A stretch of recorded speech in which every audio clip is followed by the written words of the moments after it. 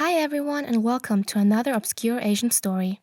Roberto Saviano's 2006 book Gomorrah opens with a grim scene, containers of deceased Chinese citizens falling from a crane at the port of Naples. Nearly 20 years later, these containers now move money, not corpses. Across various Italian ports and cities, billions of euros are secretly funneled from Italy to Chinese state banks, aiding tax evasion and criminal activities. Since 2010, 10 billion euros in remittances from Italy's Chinese community have vanished, with only a fraction reported in recent years, aiding tax evasion and criminal activities.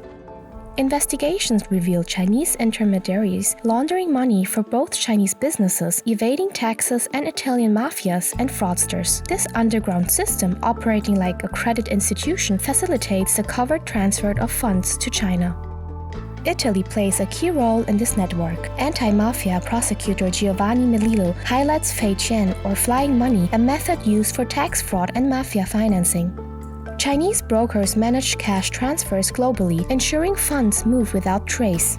Chinese companies in Italy often employ compatriots under questionable conditions, evading VAT and duties. This has led to substantial fraud, with Italy accounting for a significant portion of VAT fraud in the EU. Recent investigations suggest a large-scale organized system draining profits from Europe to China without reinvestment, creating unfair competition for small European businesses. The prosecutors of Italy have set their sights on the underground bank of China, reported by Repubblica last March. Giving strength to the system, explains the national prosecutor Melillo, is on the one hand the absolute lack of international cooperation of the Chinese banking system, and on the other hand the large amounts of cash accumulated, often in turn defrauding the tax authorities of the countries of residence by Chinese companies operating abroad.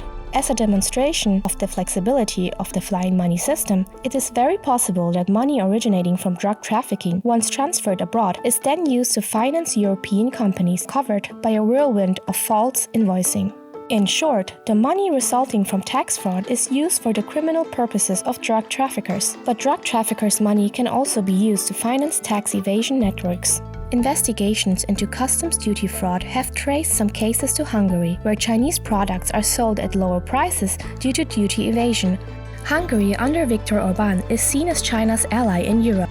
Near Budapest, a branch of Fudan University will open, training China's future leaders. Additionally, China is involved in building Hungarian railway and road infrastructure to improve east-west connections. Hungary also hosts Huawei's only 5G hub outside Beijing and is a top destination for Chinese investments in Europe, rising from 89 million euros annually until 2021 to 3 billion euros in 2023. Chinese products entering Europe often avoid duties and taxes through EU ports.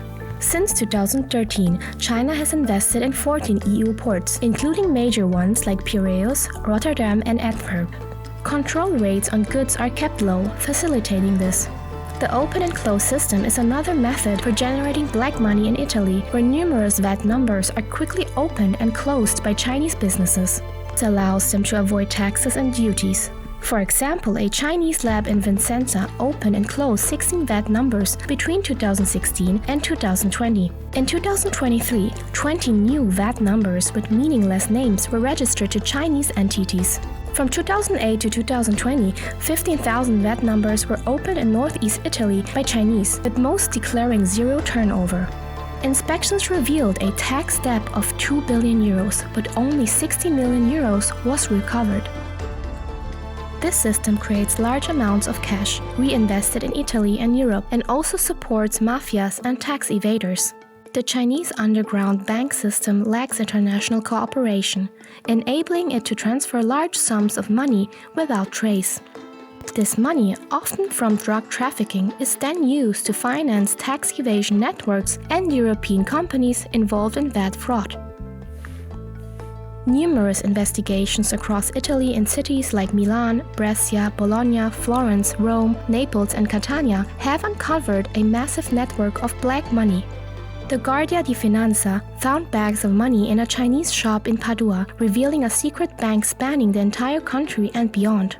In 2021, during an investigation led by Colonel Stefano Comentucci, entrepreneur Stefano Cosarini was found illegally disposing of metal waste, evading millions in taxes.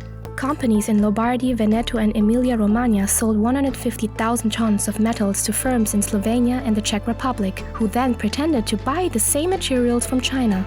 The money was transferred to Chinese bank accounts, and the cash returned to Italy after a commission was deducted. The complex scheme also involves Chinese shops laundering money and facilitating large financial transactions for criminal organizations. For instance, Chinese individuals in Casalecchio and Rome manage millions of euros in payments for drug cartels and the 'ndrangheta, the elite of the Italian mafia. Chinese brokers played a crucial role in these operations, helping criminal organizations in Italy and Colombia launder money and evade taxes through a sophisticated underground banking system.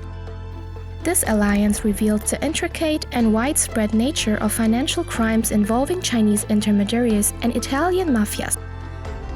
San Marino was previously involved in a massive investigation uncovering the laundering of 4.3 billion euros from Italy to China through the Milan branch of the Bank of China between 2006 and 2010. The Eureka operation in lottery found that Nidrina brought drugs in South America and brought them to Chiao Taro, laundering 20 million euros through Belgium. Italian accountants and entrepreneurs involved in super bonus and facade bonus scams laundered money through China. The 2023 Bank Itali's report highlighted significant correlations between credit assignments and transfers to Asian countries.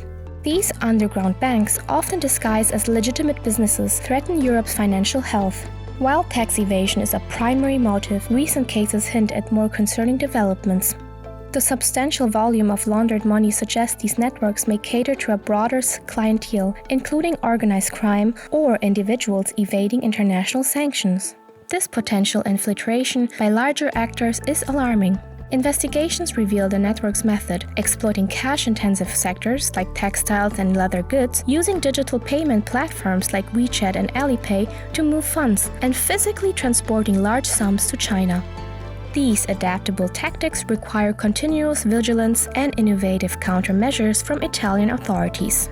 The Chinese state is questioned for its awareness of these activities, as banks involved are linked to the state. Despite formal requests from Italy, there has been no response. Italy isn't alone in the struggle. Clandestine Chinese banking networks have surfaced in other countries, indicating a broader pattern. In France, the Bank of China paid 1.9 million euros to avoid charges of money laundering and tax evasion. In Spain, 12 billion euros was transferred from Spain to China through the Industrial and Commercial Bank of China.